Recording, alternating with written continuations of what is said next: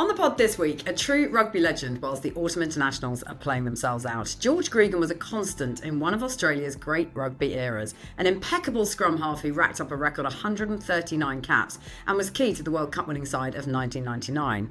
George looks back at a couple of turning points in his career and why they had such an impact, both as a kid coming through and an established pro. He gives multiple insights into that elite sport mindset and what that kind of thinking can offer the rest of us. He's a really good guest, recorded I should say before Australia's visit to Twickenham. So the kid that walked into that environment, I mean, your mind must just have been blown. There's nothing better than being around the best of the best in whatever sport it is, because they do things, they move differently, and you learn all the time. I remember hearing that from one of the coaches. He says it's the work that no one sees which makes a champion. Eradicate some of the little errors, the space is there, we'll do this, and we will score 4 tries. And we scored 4 tries in that 40 minutes. What's the greatest thing it taught you that period of time? And if you can consistently prepare well, then you give yourself a chance to perform consistently, which is ideally what you want as an athlete. People were trying to copy, but that group knew that was our DNA, and if we did it really well, we could beat anyone, and we could beat them anywhere. So, George, I'm delighted to be speaking to you, to be chatting to you. We're going to plough straight on in there because I think most listeners and viewers, want to get straight to the crunch stuff. So let's start with your moment in time. If you had to pick a moment which you feel like has defined everything that came after and sort of formed you as a person, what would you pick? What would it be? Yeah, it's a good question. I think I've got the research notes about this beforehand. I think there's probably moments, but if I had to break it down to one, it's definitely getting a scholarship at the Australian Institute of Sport, the AIS, in 1992 when I was in my formative years as an athlete. And I was just turned 19. And I got the opportunity to then learn about, we talk about, it's a performance podcast here, we're talking about what high performance looks like. And in the early 90s, late 80s, it was a bit of a, it was the leader, I think, in terms of that. The Australian Institute of Sport, we had the best biomechanists, nutrition, sports scientists, physiologists, physios, etc., to help sort of create an environment which is going to help you perform consistently on an international stage, no matter what the sport. So it was, and then when you went onto the campus at the AIS, you're just bumping around with, Olympian champions, world champions. I remember it like yesterday. It was Alex Popov, who was the world champion, 50 meters. I think it was 100, and he was training in the Olympic pool as you'd walk to our gym, which is shared by all the athletes, and you just saw him. Swimmers walk a certain way. They walk like they are a swimmer. They walk like they don't belong on ground. They're sort of amphibians. And so he would be walking along, having lunch, mixing shoulders with us, and he'd go, and the coaches said, just go watch him train. And he had Dimitrov, his coach, was incredible as well. And he was from Russia as well, and he came and showed us how to train on a technique which was, he didn't kick his legs. He was just using his stroke, because what made him so special was his stroke. He was so long in the water, and he was ploughing through the water without kicking, and he was flying. And I was thinking, wow, what's that guy going to do when he kicks? And when he kicked, he obviously was a world champion. He was an Olympic champion. That's what he did. But his bit of detail and watching that sort of training session and seeing how he went about his work and just seeing how humble he was, and he acknowledged everyone when he saw them, was pretty special. So I think the AIS had a really big impact on me. I remember watching Linford Christie and Colin Jackson train at the end of that year. They didn't, it was maybe 1993. I remember them, they didn't perform in the, what we call like the satellite series, which is the athletic sort of carnivals, or like meets. They were just there to train, and every time they trained at the gym facility, you had the rowers, you had rugby players, you had the netballers, you had all the athletes at the Australian Institute of Sport just down tools and watch them complete a work set of whatever they were doing, because it was just phenomenal. So I think that had a pretty big impact on me, and I met some wonderful people, some wonderful coaches, learned some really good pieces of advice which apply to me now and apply to me in life away from sport, which was, yeah. So I'd say that's a pretty big one. So the kid that walked into that environment, I mean, your mind must just have been blown. Like you talk about, what you saw in the pool and the athletes training there. I mean, in living in that environment and sort of like you say, in that formative stage of your athletic career must have been mind blowing. We've just come off the back of the Paris Olympics, and you think about what that environment's like for all those Olympians together, and everyone talks so much about the buzz of that environment and how they inspire one another. I mean, is that part of a sporting sort of success story, that actually being in and around other elite athletes like that just gives you something extra? I totally agree. I think I've read lots of books around this stuff as well, which is great. You read things like Talent Code, and there's obviously some Gladwell stuff about outliers and how you get a certain part, a certain environment doesn't match you up, whatever you're doing, and you can't help but adopt that level of, I guess, preparation, that level of expertise that has a huge impact on you. And that becomes buzzword culture, that becomes your habit. Your training habit in that environment's really, really important. And you feed off each other.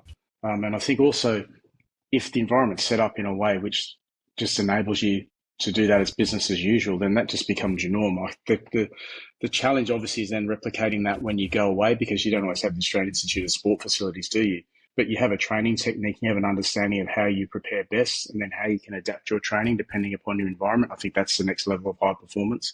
Your ability to travel, and things are a little bit difficult, but you still have that really good understanding of what's required to get your best possible performance, and you adjust accordingly. I think they were really key pieces. But there's nothing better than being around, yeah, the best of the best in whatever sport it is, because they do things, they move differently, and you learn all the time. And you should ask questions. I think that was probably one of the things. I've got an inquisitive mind. I wasn't afraid to ask questions. Like, why is that person doing that stretch? Or like, I'm sitting on a core ball or a fit ball now. Like, why are people using that and doing that? And what's the benefit of that compared to traditional sort of, core work on the ground, etc. Or you ask questions, and they gave you really good feedback. I think probably one of the key things I learned early doors at AIS was just the importance. I'm sounding a bit like a physiologist nerd, but it was just the importance of your lower ab to hold and connect your lower body with your upper body. If that's unstable, then your body's unstable. The risk and the likelihood of injury gets increased. So it seems like a small muscle group. It's such an important muscle group, and you learn about, okay, this is how you train it, this is why you train it, and here's the benefits. And it held you in good stead. Like, luckily I didn't get too many injuries off throughout my career, and I think a lot of that came through just the level of understanding and asking questions, and then getting the right techniques from a facility such as that, and being surrounded by the best coaches, athletes in the world. Yeah, and what's kind of interesting about that as well is that there are so many sports in that particular melting pot. And like you say, you're picking up different things from different athletes. I mean, does that give you a competitive advantage when you step on that rugby field against an opposition that may have just been focused on rugby training? Yeah, I think it gives you the ability to understand. I think it's not. I'll give you a good example. Like, we did a session with the women's rowing team, and they were great. It was Kate Slater. I remember a couple of the other ladies as well. They loved their rugby. We loved the rowers as well, because they ate more food than us, which we found quite amazing. we were like sort of little nibblers compared to the rowers when we hit the food hall. But they wanted to do like a combined session, so we did a combined session where we did sort of touch footy, mixed teams, and then they said, well, we're going to do a mixed boat on the water as well. And we, like the rugby guys, thinking, we've done rowing ergs, but we've never been on the water. Gosh, we nearly capsized and drowned everyone, and we just had a different appreciation of just how much, like, that's the ultimate in teamwork from my perspective. Yeah. Just being able to put the oar in the water, then they make it look easy going straight. It was so difficult. We had a laugh, and we laughed about it. And then there's another level of respect, obviously, across those two different sporting codes. But more importantly, I think it just made you realise that, you've got to work on the small stuff. I think that's probably what helps. Like, and that's a good example of doing something a little bit different. We did stuff with AFL teams as well, but that's a good one in the boat. Okay, the importance of really good technique, the importance of detail, the importance of working together makes the boat go in the right direction and makes it go through the water faster. Great lessons, really good lessons, and you can apply that across whatever sport it is. It's interesting, isn't it? Every athlete that you speak to or ex-athlete always says that rowing is the most brutal and the most demanding of all of them. And I think every athlete, bar none that I've spoken to, says that is the sport that they put up there on a pedestal more than anything else and have so much respect for because it's so grueling, isn't it? Oh yeah, like that. Yeah, I remember seeing was it Drew Gin. He was one of the won the Olympic gold, I think, in 2000 or maybe 2004. But he blew his back riding with James Tompkins. No, well, not riding, but rowing with James Tompkins. Remember him? He spoke at a rugby event, and he spoke that basically with rowing, pretty much after about 90 seconds, you're in lactic, which is unpleasant, and you just got to hang on. That's where all your technique and just that mental toughness they have and that their conditioning. But when you break it down like that, that's not nice. There's nothing nice about being in lactic acid for a long period of time. It's just a terrible feeling. But they just love it, and they're so good at it. And yeah, that's a brutal sport. So going back to this scholarship program that you were on, and going back to how you think it sort of affected things moving forward, do you think going in there you sort of went in as one type of person and came out as somebody different, or how do you think it might have changed you or changed your path?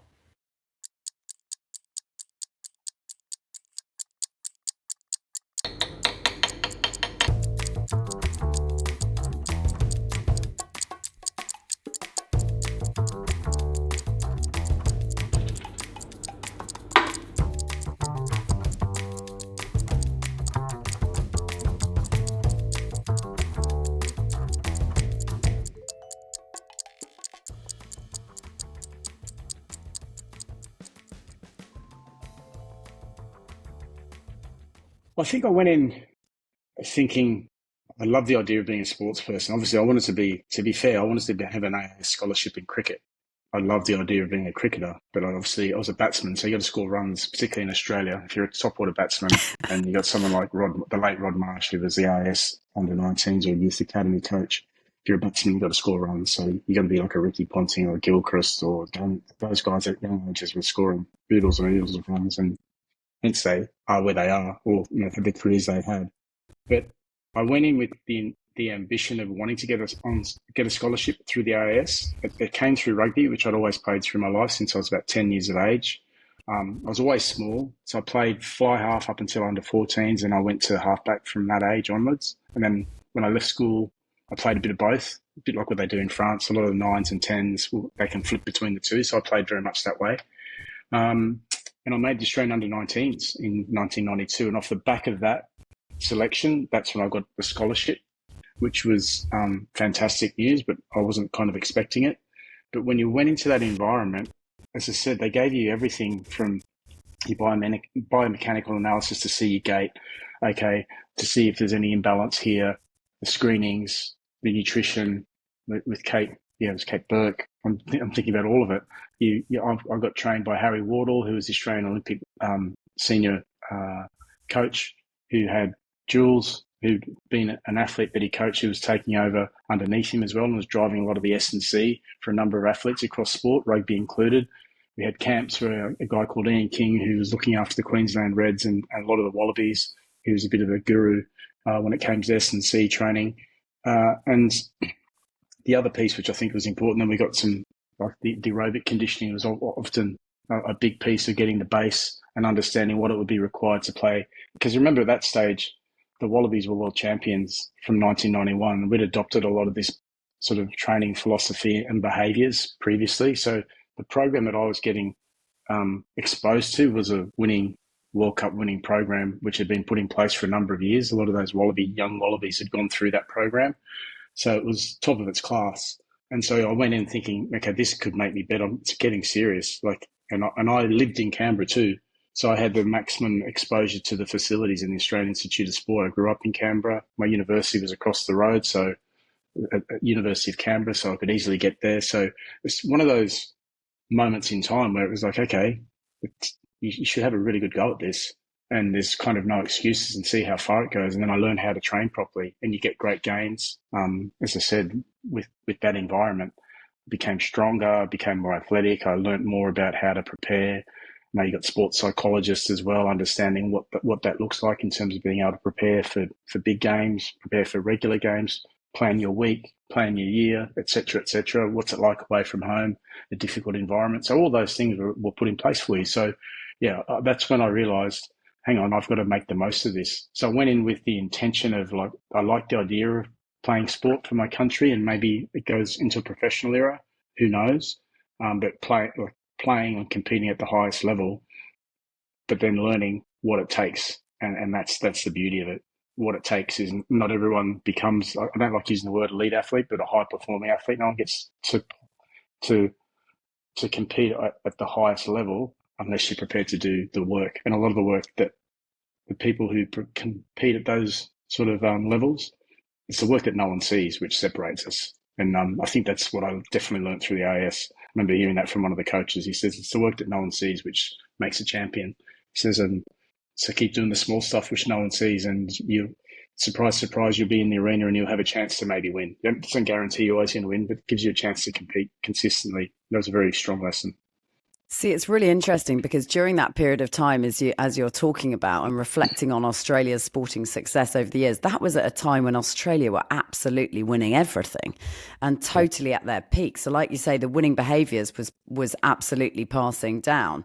I mean, that must have been absolutely inspiring to be part of that whole process at a time when Australia's flying high. But it also feels like it was ahead of its time. You talk about the sports psychologists, you talk about the nutrition, you talk about, just looking at other sports and what you're learning from other different areas. It feels like, you were a click ahead with the Australia program to other countries. And that was what was really making the difference, like you say, in the pool, on the field of play, wherever it may have been where those sports were being contested. Well, it's a good point. It's a really good point. It's funny now because everyone's talking about Wim Hof and the importance of breath work and hot cold exposure and seeing the physical, physiological, the mental, all those types of benefits that you get from that sort of exposure. We were doing, you're right. Like we were doing cold water exposure, like a really good one at the physio at the Sports Science Sports Medicine Centre. They had this sort of metal tub. It was cold, but they had this high-powered spa with jets. But these jets were specific. They were sort of targeted around your hips, calves, lower back, thoracic back. Like so, you could stand and just get whacked. It was like a massage. It was fantastic. Then you do your cold, and then you often got treated after that, and then you might go get a massage after that. So that whole process of recovering, like training hard, training smart, but recovering harder, that was a real key piece for us. So the ability where I think a lot of teams, and I remember when I'm jumping a little bit, but the Brumbies, we used that facility, the ACT Brumbies, because we were in Canberra and we got to use those facilities. And there's a period, and we went on a bit of a run when rather than making that optional recovery, it was just part of the training. So it became part of our program and we benefited in a big way. Because it's so important. And things like flotation tanks, like I love the flotation tank still to this day. They've got the technology on a flotation tank. They can do a dry flotation tank. I saw one in Malaga, Spain a few months ago with the NBA Players Association where it looks like it's dry, it drops you down and it gives you all that. Then you can do a cryo as well. So it's all changing, but that's how it evolves. But we were doing that. Yeah, I was exposed to all that in 1992 and loved learning about it. Love seeing the benefits of it. Like for me, for example, as an athlete, when I'm training hard or we're in a heavy period of training, I'll get fascially quite tight. I've got flat feet. I can say this. I've got like Bushman feet. I've got flat feet. So my calves get tight. I get fascially wound up a little bit through the hip. But big part of that is mobility, stretching, and obviously recovery modalities and massage. So I was big on all that. And yeah, that benefits you in a big way because as soon as you stop doing that, then your body lets you know and you don't want to get injured. So that stuff was very, very important. And then learning about your body and learning about how you, I guess, how your body reacts under a certain threshold and then making sure that you do all the things right so you can go again and do it better and not be in a chance of getting injured. That was one of the key things I learned through particularly the Sports Science Sports Medicine Centre, which I think if you saw athletes there, they probably said, I liked going there. I liked recovering and getting the best possible work done. I mean, whenever I speak to Ben about sort of, the difference between, what he's doing and somebody else might be doing, I mean, he always says preparation's absolutely everything. I mean, how you prepare for something, you can't, though, completely prepare for whether somebody can take the learnings of that academy environment or that scholarship environment that you were in and then translate it onto success, later in a real life environment. How big a dropout rate or how big a sort of rate of success, maybe is the way to put it, was there from that program? How many of you made it and how many didn't, and what was the difference in your opinion? Yeah, it's a really good question. I think of the class of that 92, 93.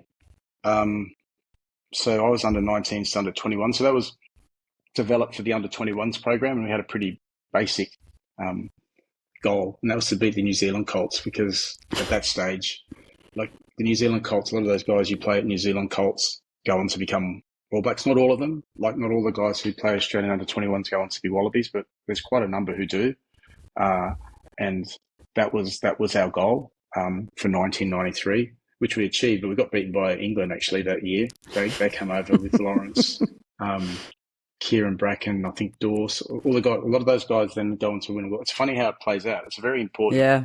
a very important piece, and we we we were really focused on that. And so if I look at that sort of class, I was with Matt Burke, but he was playing senior rugby and he also played for the Wallabies, but he was part of it. Scotty Bowen, myself, you had Daniel Herbert was part of it. Uh, there's four I've mentioned. I'm trying to think who else. Tyrone Mandrusiak, but he played Queensland Reds. Did he come onto the Wallabies? I'm trying to think. There's probably at least half a dozen. I'm missing some forwards. I need to go back and do But some. if you go through that process together, I guess something also evolves in terms of your communication between each other. I mean, you look at like the successful Barcelona squad or the Spanish team or whatever it might be, and their domination over a period of years at football, and you can see quite clearly that those guys have been playing together since they were like 12, 13, 14. They've got like this almost telepathy between each other. I watch it and I see it with Ben and the guys on the water. Like there has to be that level of communication which comes from just experience at the highest level together. I mean, how much Yes, of that is part of this story as well? it's a big part of the story, and you hear the word cohesion a lot. That's that experience. It's often it's that intangible. Well, wow, how do you know just to be there? I played a lot of rugby with Steve Larkham. So Stephen Larkham, he went into the scholarship, I think in '94, but he was a halfback. He played so many positions. But we played a lot as I was scrummy. He was fly half, and we played I think over 79 Test matches together with the Wallabies. But we played a whole lot of club rugby, a lot of super rugby together. So we then you think about how many times we practiced. So that connection between myself and Stevie was quite quite strong, and to the point where you sort of just knew if we had a quick ball and I knew he was coming down a short side, or I knew he was going to be really, really flat and he's just going to play on top of it. I didn't need to look up. And you'd hear him, and he wasn't the loudest, but you knew where he was going to be. And that just came through lots of reps, a real clear understanding of how we're going to play.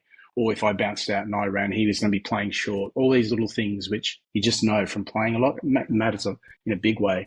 And then obviously playing with players um, who have different skill sets, but like in the forwards, they have that understanding of what you're wanting to do, and vice versa. So it makes a big difference, and it is a sixth sense, and it comes through lots of repetition and lots of shared experiences, good communication, obviously, but yeah, that's just there, and it's really comfortable when you're under pressure. It really gives you a sense of comfort when you've got those people around you.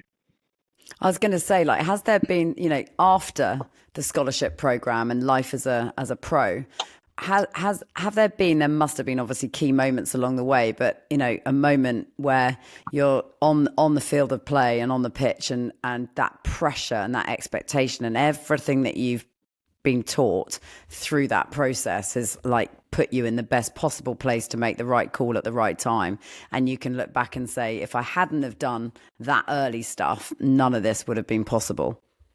Oh, for sure. I think there's plenty of moments like that where, and I probably, I know you said it's a single moment, but whilst we're talking and you just referring to what you just referred to, I thought of a match we played against Auckland Blues, so it's the Brumbies. It was 1999. It was the last match of the round, and we needed to score 4 tries to get a bonus point to maybe get into the top 4 because they had the top 4. And then we had to rely on the Waratahs to maybe beat the Crusaders or keep them to a point, which they never did my whole career. Every time we went to the last round waiting on the Waratahs to do something, they never helped us out. So they got beaten badly in that match.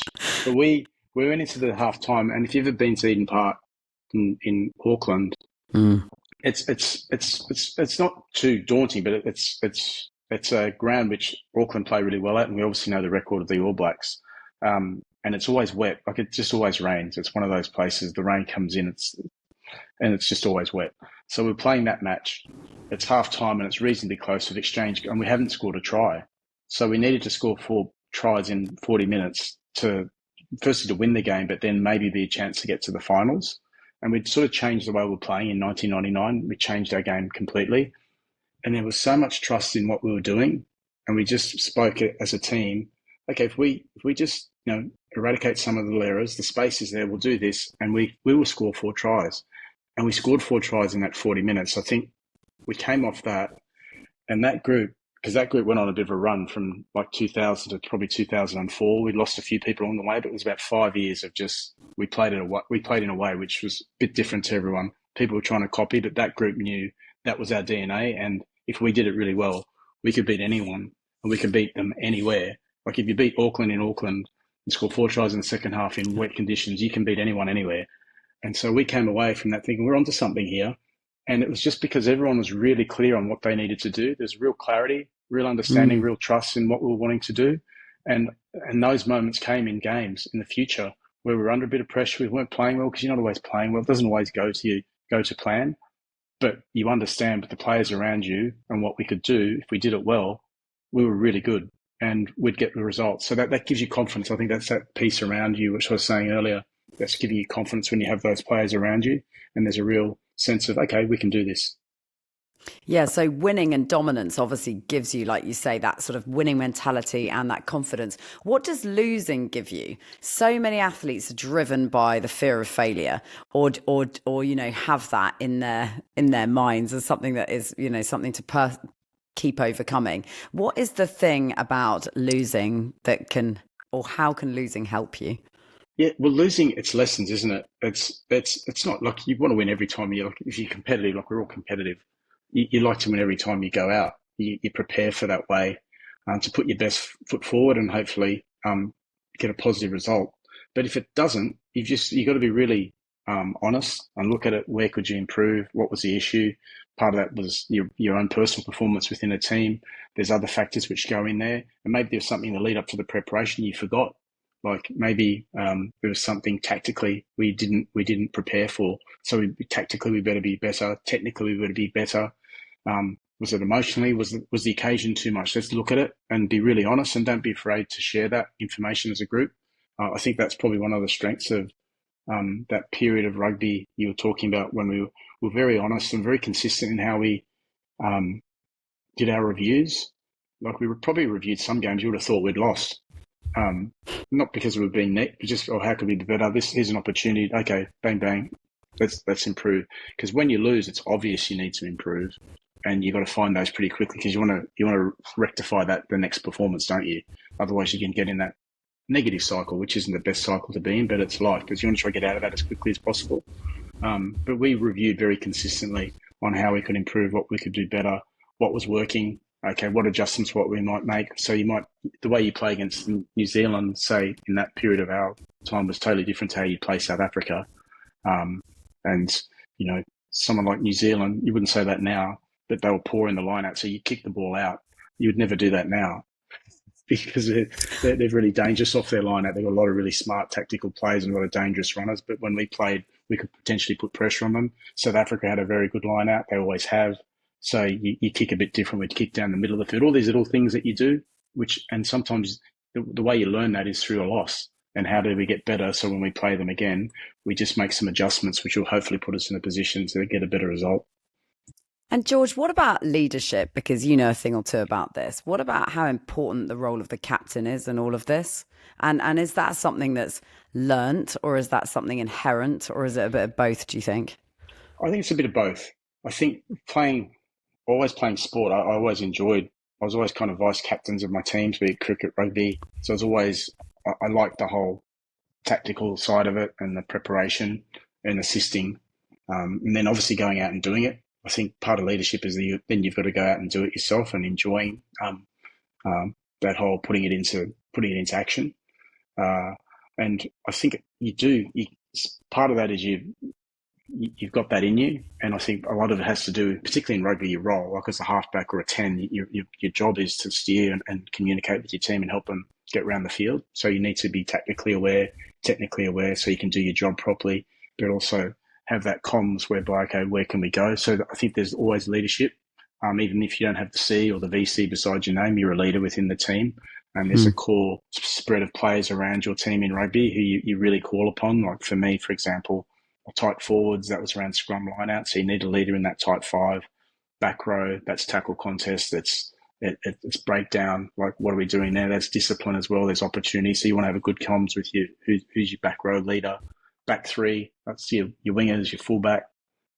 Okay, where's the space? Talk to us. And then you've got, like, obviously 9-10s have a very strong link, as I said earlier.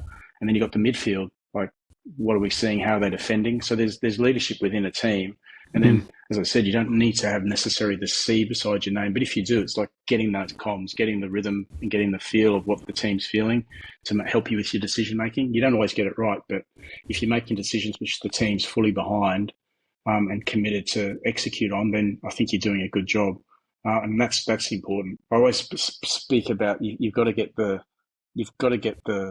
heartbeat and rhythm of the team. And sometimes when you're captain, for whatever reason, like it's human behaviour. Oh, I can't go to the captain. I can't go to George, but I can go to Roffey, or I can go to Steve Larkham, or I can go to Dave Giffen, or I could go to Georgie Smith and have a chat.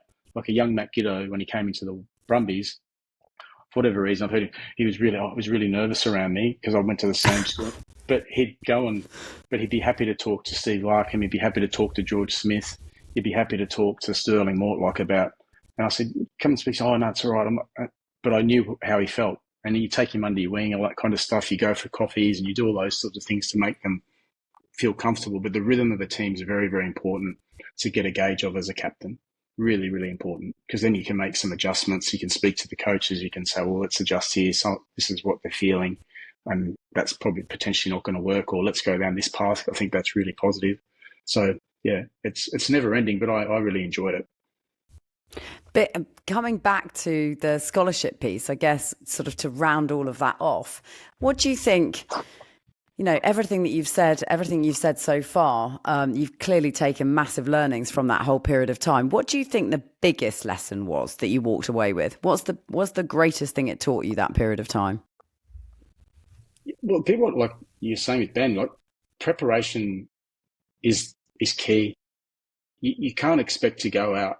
It doesn't matter what level you're playing at. It could be an international. It could be playing for your club. You can't expect to get a good performance out of yourself or your team if you haven't prepared well. And what does prepared well look like? I think that's what the AIS definitely taught me. What does it look like? And if you can consistently prepare well, then you give yourself a chance to perform consistently, which is ideally what you want as an athlete.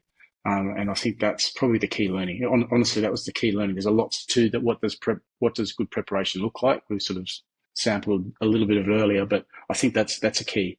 And it honestly does become your security blanket. It gives you confidence, because if you've prepared well, you're physically feeling well, like a lot of the mental work is kind of done. Like then you've always got your mental work, but you've done a lot of the work. You're feeling good about yourself. The team's feeling good about itself. And then it's action time, isn't it, when it comes to performance?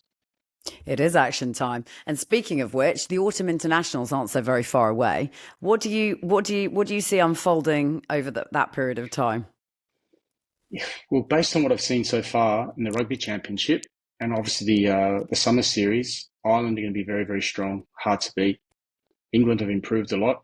I know there's a few changes with their coaching staff, but the way they performed in New Zealand was very, very good and formidable. And England are always hard to beat at that time of the year at Twickenham. I think Wales have had a big drop off post the World Cup. They obviously smashed the Wallabies. I think they're number 10 in the world. The Wallabies are number 9, but they seem to have dropped off from there. So, but knowing Warren Gatland and his ability to get the most out of his team and prepare them really well for the upcoming autumn series, I think they'll improve from what they were doing in that summer series, which was disappointing. And the Southern Hemisphere, obviously I finished with the Wallabies, but the All Blacks will be strong. I think the days of them winning at 90+% under the Richie McCaw, like they have those runs, they're done, but they're still formidable. Like they played in the World Cup final, got within a point with a man down, just had 2 incredible test matches in South Africa where they were leading by 10 or 11 points in the first test at Ellis Park, which isn't easy. And yes, they got overrun by South Africa in the end, but like they're up 10 points with 12 minutes to play. You talk about learnings. They're very quick learners, and they've just lost 2 on the bounce in South Africa, I think, for the first time in 75 years. So the Wallabies will be playing them in a couple of test matches, which is going to be really hard in Australia and in New Zealand. But I think they need to bounce back. They got beaten badly by Argentina on the weekend, having had a good win the week before. So they've been very inconsistent. So what does the autumn series look like? I think the Southern Hemisphere will be strong.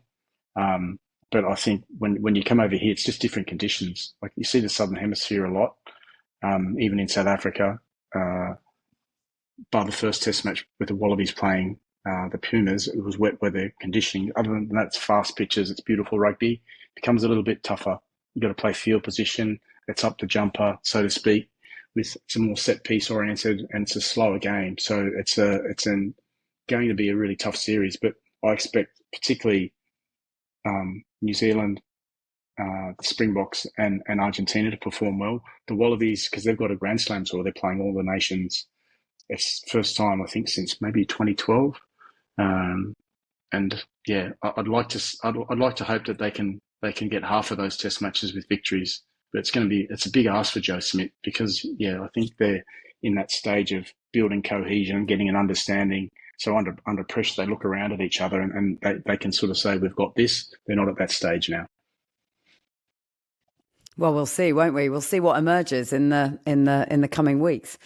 George, it's been lovely to have you on. Thanks so much for talking to me. It's been fascinating. Thanks, Georgie. Loved every minute of it. I love learning from other sports, and hopefully this has helped the listeners in some shape or form. But no, it's one of those things in terms of life lessons. You never stop learning. Yeah, exactly. That's a good motto to have. Absolutely. And stay humble. Brilliant. Thanks 100%. So much, George. Good on you, Georgie. Join us for the Performance People podcast every week for the highs, lows, lessons and stories from people like this lot. Michael Johnson. Some days what I would see is a person who is a shell of what I used to be. Eddie Hearn. We don't operate in a business that's dangerous, but we just operate in one where you've got to sleep with one eye open. Mo Farah. It couldn't get any harder than what I've gone through, and at that point I just went for it. Paula Radcliffe. You can only control yourself. Susie Wolf. And Toto did once liken me to a donkey. Every Tuesday, wherever you get your podcasts.